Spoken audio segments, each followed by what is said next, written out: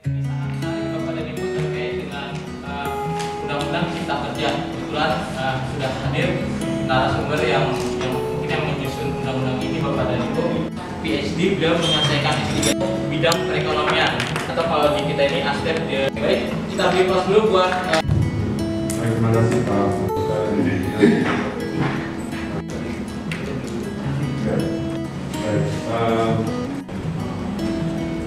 Kemudian aja jawab Bapak dan Ibu sebagai pengacara terakhir menanggapi mengenai otonomi daerah, maka kita tidak pernah lagi menerbitkan satu undang-undang yang sifatnya sangat istilahnya besar. Artinya bagi hasil dan cerita-cerita apa yang tadi ya, karena Bapak membutuhkan apa tadi dan kita bagi hasil apa tadi Bapak membutuhkan tadi sesuatu lebih Saya punya apapun apapun ada selanjutnya. tidak bisa dibikin semua jalan satu-satunya untuk menghubungi saya Investasi. ya. Oke.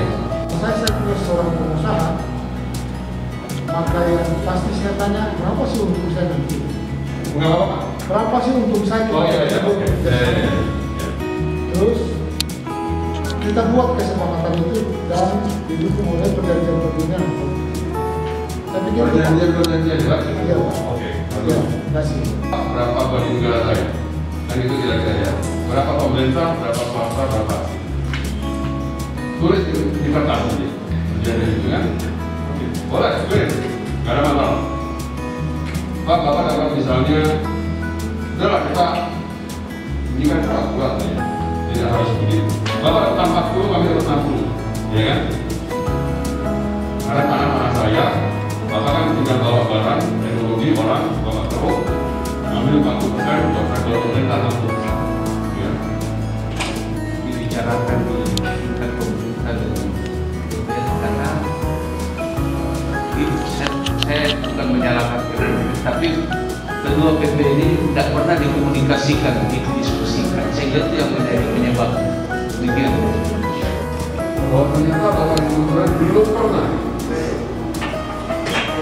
pernah mendapatkan sosialisasi mengenai peraturan pemerintah nomor 5 dan peraturan pemerintah.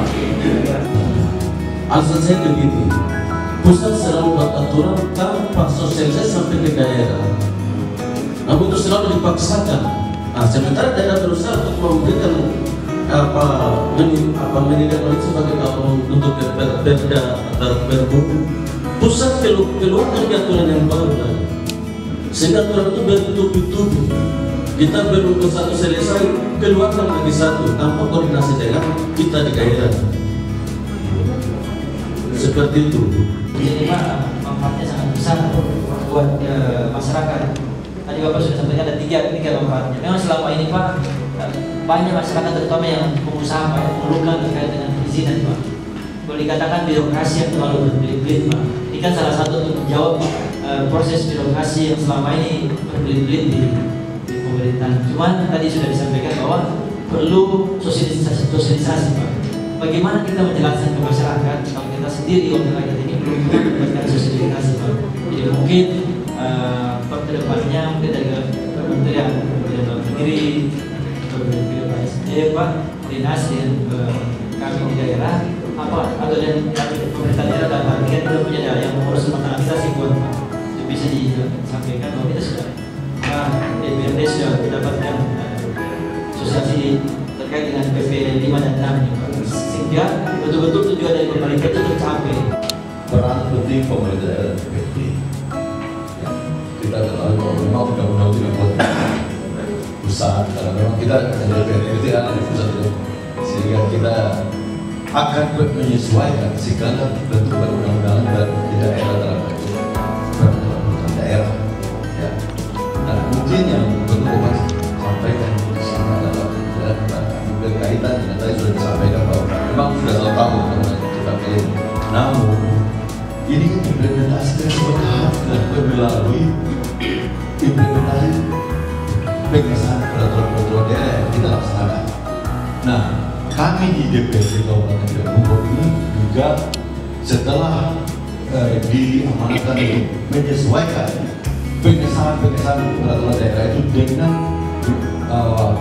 implementasi dari Undang-Undang Cipta Kerja ini, sehingga mungkin berkaitan dengan undang-undang yang akan kami sahkan, kira-kira berikan contohnya saja implementasi daripada Undang-Undang Cipta Kerja. Tadi contoh salah satu berkaitan dengan retribusi. Ya, kita banyak berbicara pajak retribusi. Mungkin berikan contoh berkaitan dengan pajak retribusi yang akan kita tetapkan atau kita sahkan undang-undang itu yang dikaitkan dengan Undang-Undang Cipta Kerja ini. Karena memang kita baru sekitar 3 bulan lalu baru mulai seperti diharuskan mengimplementasikan Undang-Undang Cipta Kerja ke dalam regulasi peraturan-peraturan daerah. Semua aktivitas penyelenggaraan negara saya pikir bertumbuh pada daerah kabupaten, karena di sanalah masyarakat itu berada. Nah, praktek kita selama ini, hubungan antara pemerintah pusat, provinsi, dan kabupaten, saya melihat ini sangat renggang dan tidak berjalan yang semestinya. Terkesan provinsinya sendiri, kabupatennya sendiri. Itu bisa terbukti dari alur koordinasi antara pemerintah daerah, kabupaten ke provinsi, ke pusat, itu bisa melewati provinsi. Itu pertama. Kemudian yang kedua, kalau dulu itu birokrasinya dengan pemegang kekuasaan di daerah, apakah provinsi maupun kabupaten, ini diatur tersendiri. Saya pikir kita tahu semua bahwa birokrasi itu mesin daripada penyelenggaraan negara. Dan tadi kalau kita bicara semua hal yang tidak berjalan, sebenarnya letaknya ada pada mesinnya. Letaknya ada pada mesinnya. Kegiatan sosialisasi undang-undang yang diundangkan di pusat sampai di daerah kan itu kerjanya mesin. Itu kerjanya birokrasi, ASN. Bukan bupati, bukan kepala daerahnya. Nah, ini masalahnya, saya melihat bahwa masalahnya letak di sini. Oleh sebab itu saya melihat membandingkan dulu dengan sekarang, itu ada istilah Baperjakat ya, untuk rekrutmen pejabat birokrasi untuk menduduki sebuah organisasi pemerintah daerah, itu dia punya jalan sendiri. Tapi di masa sekarang itu ada intervensi dari pemegang kekuasaan, utak-atik sana sini, sehingga dengan begitu latar belakang pendidikan seseorang pejabat di OPD maupun instansi ini terganggu. Dia tidak kerja maksimal. Ini kendala besar yang saya lihat. Saya memang dari sana. Nah, oleh sebab itu barangkali regulasi-regulasi tentang aparatur sipil negara ini harus diatur tersendiri dan tidak boleh terkait dengan itu. Mereka punya kepala kan sekda. Mulai dari bulan Oktober sampai dimaksimalkan di tahun 2022 sesuai dengan arahan Dirjen Popda pada tanggal 21 di Merkuri Mobility Center di Jakarta. Kebetulan saya hadir pada saat itu. Yang diundang pada saat itu semua ketua Bapepda, baik kabupaten, kota, provinsi. Terus ditambah dengan Kabak Hukum, Biro Hukum seluruh Indonesia. Lalu disampaikan bahwa undang-undang ini, Undang-Undang Nomor 11 Tahun 2020 ini ya sudah menghasilkan 47 PP dan 5 Perpres. Inilah yang dimaksudkan ke depan ini akan disosialisasikan oleh OPD-OPD teknis di daerah. Jadi saya rasa kita anggota DPR mungkin kapasitas kita untuk membackup saja, karena ada dinas-dinas teknis yang di depan untuk mensosialisasikan undang-undang ini. Kena pajak, maka seharusnya negara ini evaluasi. Kalau kita pakai sistem ini terus, mana ada investor masuk di negeri kita? Nah, sehingga para pakar-pakar harus memikirkan tentang hal ini untuk membuat perubahan, mengkaji kembali, mengevaluasi kembali aturan-aturan kita, sehingga investor dari luar berani masuk ke negeri kita, sehingga di situ lapangan kerja buat anak-anak kita, sehingga tidak tadi ada pengangguran yang banyak sampai juta-juta di Republik ini. Kaget, ya, walaupun hal itu sangat bisa terjadi ketika undang-undangnya Bapak dan Ibu baru mendengar 3 bulan yang lalu. Ya, padahal ini undang-undang sudah terbit persis 1 tahun yang lalu, bahkan di awal bulan November tahun 2020. Jadi Bapak dan Ibu tidak, saya bertanya aja, waktu kita kerusuhan di Jakarta, Bapak dan Ibu tahu nggak itu? Tahu. Jadi sudah ada undang-undang itu kan, cuma mungkin belum tahu apa isinya kan kira-kira. Ya, undang-undangnya sudah tahu, Pak, itu sudah terbit, ribut kan? Ya. Baik. Tadi sudah saya jelaskan ya, jadi undang-undang cipta kerja itu gampang-gampang, nanti bahas Bapak dan Ibu. Ada 11 klaster, ada 11 klaster di dalamnya. 11 klaster itu dipecah menjadi 15 bab yang tadi saya bilang. Di sini dia. Jadi dia munculnya di sini. 15 bab ini Bapak Ibu sekalian, boleh saya berdiri. 15 klaster itu isinya ada 11 klaster itu tadi. Ini ada 11 nih. Substansinya ada 11, masuknya di dalam 15 bab. Di mana 11 substansi ini atau yang diterjemahkan dalam 15 bab ini itu menyederhanakan dari 76 undang-undang. Makanya Bapak pernah menyampaikan ada omnibus law tadi. Dalam kaitannya dengan undang-undang cipta kerja ini yang harus kita implementasikan dalam produk-produk hukum kita, Pak. Mungkin itu yang khususnya pajak dan retribusi yang mungkin harus kita include dan kita revisi demi perkembangan daerah kita begini. Cipta kerja. Pertanyaan saya begini, dalam undang-undang ini kan mengatur tentang mengenai upaya cipta kerja. Diharapkan mampu menyerap tenaga kerja Indonesia yang seluas-luasnya di tengah persaingan kompetitif dan tuntutan globalisasi ekonomi. Nah, kita paham. Cuma setelah saya setuju dengan pertanyaan teman-teman anggota juga yang terhormat, sedikit saya mungkin sedikit tanya, mengapa di dalam undang-undang ini kan sudah dikatakan bahwa cipta kerja ini kan memberikan kesempatan untuk seluas-luasnya bagi orang asing juga. Setelah kita cermati selama ini kan banyak orang dari China yang masuk ke Indonesia. Apakah ini sudah kesempurnaan dalam melakukan tenaga kerja dalam cipta kerja ini? Terima kasih dari saya.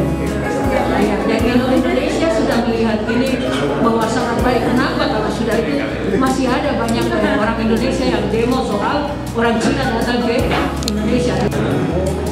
Itu adalah pemanfaatannya pertama. Ya. Yang kedua, dan saya sudah sampaikan bahwa sebetulnya kita tidak menutup transaksi ini, kita tidak menutup itu. Ya. Tapi apakah dia menjadi kerugikan kita, itu yang harus diperbaiki. Ya. Yang terpenting adalah pengawasan. Bapak dan Ibu punya fungsi pengawasan itu.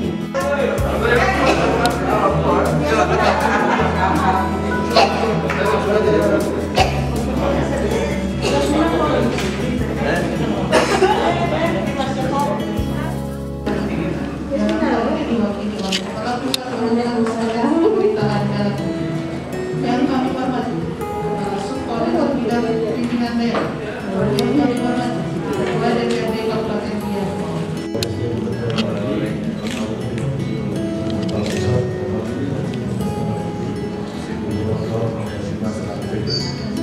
Beserta workshop bagi pimpinan dan anggota dewan perwakilan rakyat daerah Kabupaten Biak tahun 2012.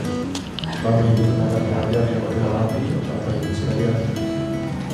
Pertama-tama mari marilah kita panjatkan puji dan syukur kepada Allah Subhanahu wa Ta'ala, Tuhan yang Maha Esa atas rahmat dan hidayahnya, sehingga kita dapat hadir bersama dalam keadaan sehat walafiat dalam rangka mengikuti acara workshop bagi pimpinan dan anggota Dewan Perwakilan Daerah Kabupaten Riau Mongkol 2021. Dalam kesempatan yang berbahagia ini, kami melaporkan hal sebagai berikut. Tujuan 1. Membekali peserta terkait kebijakan penyusunan APBD tahun 2002 dan kewenangan lembaga pelaksanaan kebijakan otonomi khusus dari Provinsi Papua. 2. Meningkatkan kompetensi, profesionalitas, dan integritas dalam mendukung pelaksanaan fungsi DPRD yang menunjang substansi. B. Materi pelajaran 1. Undang-Undang Nomor 11 Tahun 2020 tentang Cipta Kerja. 2. Peraturan Pemerintah Nomor 106 Tahun 2021 tentang kewenangan dan kelembagaan pelaksanaan kebijakan otonomi khusus Provinsi Papua. 3. Peraturan Menteri Dalam Negeri Nomor 27 Tahun 2001 tentang pedoman penyusunan anggaran pendapatan dan belanja daerah tahun anggaran 2022. C. Peserta workshop berjumlah 25 orang yang merupakan pimpinan dan anggota DPRD Kabupaten Biak Mongkol periode 2019 sampai 2024. Untuk demikian laporan kami. Selanjutnya mohon berkenan Ibu Kapus untuk memberikan sambutan dan pengarahan sekaligus menutup acara secara resmi kegiatan ini. Terima kasih.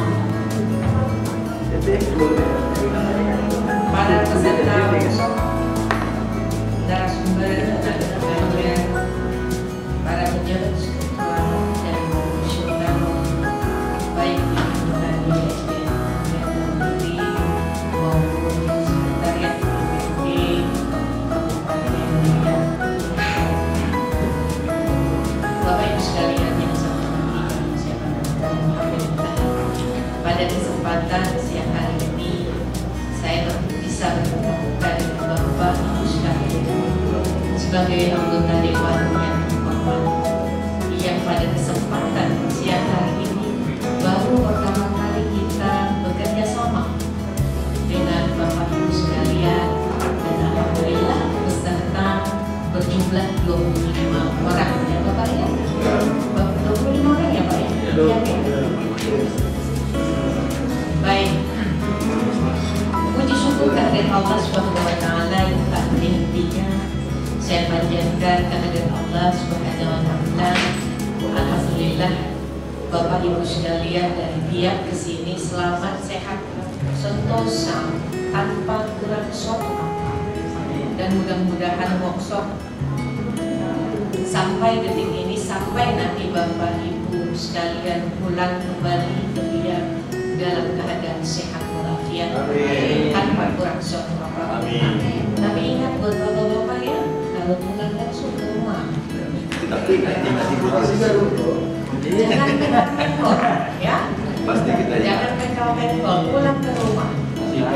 Sekarang boleh Bapak Ibu sekalian barangkali mau ke Tanah Abang, mau ke Tamrin City ya, mumpung di Jakarta Bapak belanja-belanja, habiskan uangnya ditafsir dengan di Tanah Abang ya, tidak apa-apa Bapak, supaya perekonomian kita itu bisa berjalan dengan baik, karena ini juga sesuai dengan arahan Bapak Presiden Joko Widodo bahwa supaya pertumbuhan ekonomi itu bisa bagus, bisa lebih baik.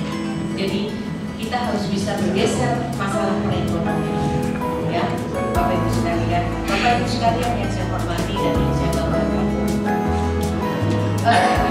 alhamdulillah saya bisa bertatap muka dengan Bapak Ibu sekalian di sini karena kebetulan seharusnya saya mendampingi dari awal pada hari Selasa, tetapi karena saya ada pertemuan dengan Bapak Wakil Bupati di Nusa Tenggara Timur, maka saya bisa hadir sekarang dengan Bapak Ibu sekalian, dan mudah-mudahan kita bisa terus berlanjut kerjasama ini, tidak berhenti sampai di sini.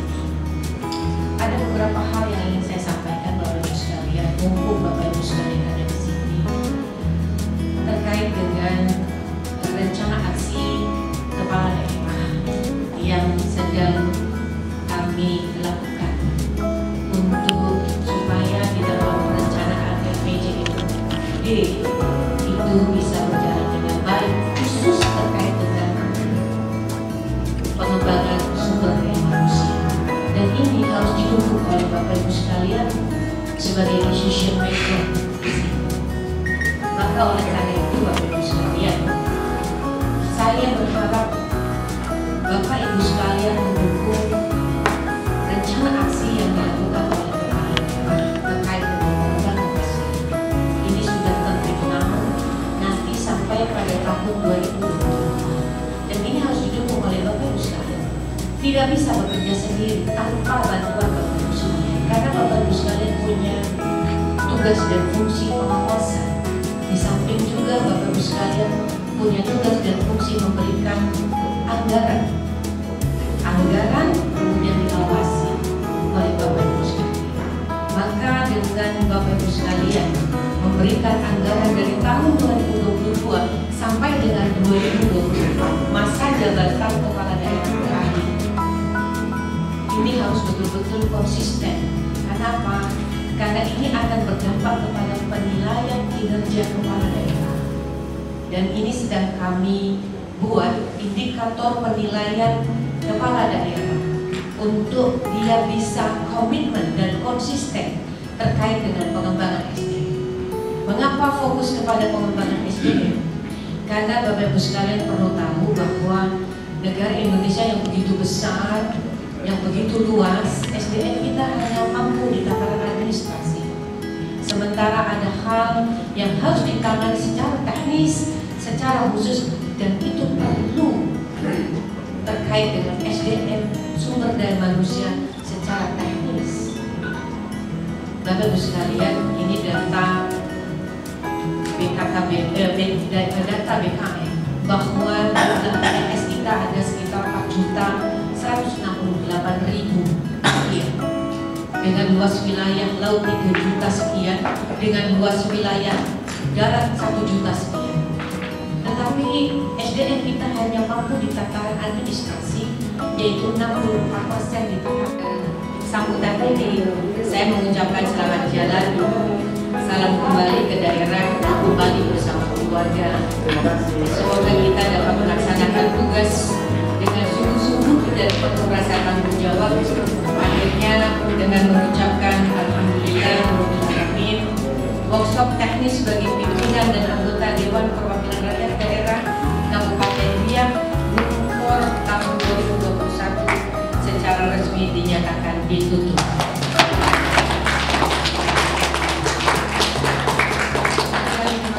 Ini harus tidak cukup sampai di sini, tapi terus berlanjut, karena ini ada 6 kali sebetulnya di dalam pengembangan kompetensi ini. Ada 6 kali pertemuan yang harus dilakukan oleh teman-teman Dewan seluruh Indonesia. Kesempatan ini jangan sampai dihilangkan atau jangan sampai selesai hanya 1 kali, tetapi terus dikembangkan apa yang akan menjadi topik persoalan-persoalan pembahasan ini yang paling penting dilakukan. Itu yang perlu kita lakukan bersama-sama, sinergitas antara Kementerian Dalam Negeri dengan teman-teman daerah. Tanpa sinergi tidak mungkin.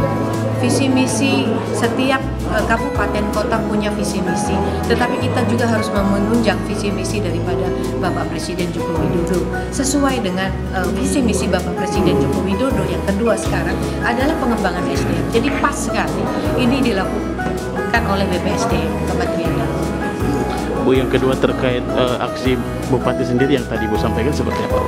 Ya, jadi rencana aksi bagi kepala daerah ini memang baru sekarang ini dilakukan oleh Kementerian Dalam Negeri. Ini adalah terobosan yang dilakukan oleh Kemendagri untuk supaya betul-betul rancangan kegiatan itu sesuai dengan RPJMD-nya. Dan ini supaya mudah kepala daerah mengevaluasi setiap kegiatan-kegiatan terkait dengan pengembangan SDM. Selama ini tidak pernah terjadi untuk evaluasi kepala daerah kepada pengembangan SDM, apalagi terkait dengan rancangan kinerja kepala daerah. Nah, dengan rencana aksi yang dilakukan oleh BPSDM Kementerian Dalam Negeri ini adalah suatu terobosan yang ini mendapat mendapatkan apresiasi yang sangat luar biasa oleh Menteri Dalam Negeri karena ini baru pertama kali dan ini terprogram dengan baik dari triwulan pertama sampai triwulan keempat. Setiap tahunnya akan dikontrol oleh BPSDM Kemendagri dan itu akan turun langsung mengevaluasi, memonitoring setiap langkah kinerja dari kepala daerah itu sendiri. Dan ini betul-betul terukur nanti setiap anggaran yang dikeluarkan oleh kepala daerah itu tinggal nanti ketua DPRD dengan teman-teman semua tinggal mudah sekali untuk mengontrolnya. Sekarang ini kan banyak sekali, mohon maaf ya, dianggap bahwa DPRD itu tukang cap stempel, kinerjanya rendah. Nah, ini pun menjadi suatu bahan evaluasi. Maka perlu ada sinergitas bahwa antara legislatif dengan eksekutif ini betul-betul harus sinergi. Satu rumah memang beda kamar, tetapi mari kita sama-sama lakukan dengan bersama-sama supaya semuanya betul-betul menjadi hal yang lebih baik, Indonesia menjadi lebih hebat. Jangan sampai Indonesia dianggap mempunyai ASN yang hanya mampu di 64% hanya mampu di tenaga administrasi. Itu yang coba kami sisir supaya teman-teman baik di DPRD, kepala daerah, karena kepala daerah pun tidak bisa bekerja sendiri. Ini harus didukung oleh ketua DPRD beserta semua teman-teman dewan, plus dengan sekdanya, dengan bapedanya, dengan BPSDM-nya, dengan irjennya. Ya, kemudian dengan BPP, kalau bisa dengan BPP. Setiap rencana yang akan dilakukan itu harus berdasarkan best research. Maka kepala daerah itu harus punya tangan kanan dan tangan kiri, dan itu harus betul-betul dikawal betul oleh DPRD. Ini menjadi poin. Maka dewan ini menjadi sesuatu yang sangat luar biasa. Setiap langkah yang dilakukan oleh kepala daerah itu mudah sekali nanti mengontrol dewan itu. Itu mungkin yang saya sampaikan. Pelaksanaannya kapan, Bu? Pelaksanaannya sudah mulai sekarang.